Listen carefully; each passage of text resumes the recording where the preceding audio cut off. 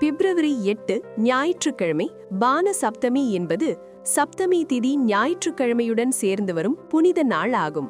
இந்த நாள் சூரிய பகவானுக்கு மிகவும் சிறப்பானதாக கருதப்படுகிறது.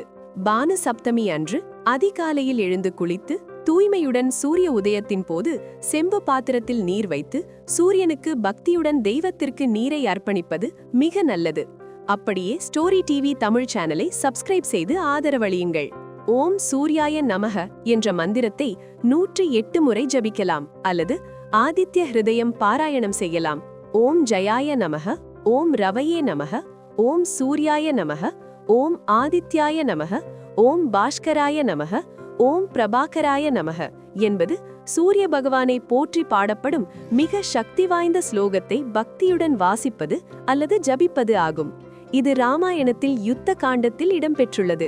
ராவணனை எதிர்த்து போரிடும் முன் ஸ்ரீராமருக்கு அகஸ்திய முனிவர் இந்த ஆதித்ய ஹிருதயத்தை சொல்லி சூரியனை வழிபட்டால் வெற்றி, தைரியம், சக்தி மற்றும் மன உறுதி கிடைக்கும் என்று அறிவுறுத்தினார்.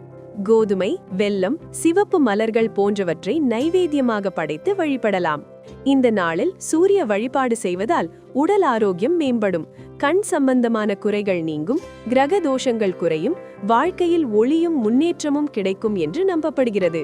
இந்த ஸ்தோத்திரத்தை தினமும் அல்லது பானு சப்தமி, ரத சப்தமி போன்ற சூரிய வழிபாட்டு நாட்களில் பாராயணம் செய்வது மிகவும் சிறப்பாக கருதப்படுகிறது. இதை பக்தியுடன் படிப்பதால் உடல் ஆரோக்கியம் மேம்படும், மன அழுத்தம் குறையும், வாழ்க்கையில் ஒளி மற்றும் முன்னேற்றம் கிடைக்கும் என்று நம்பப்படுகிறது.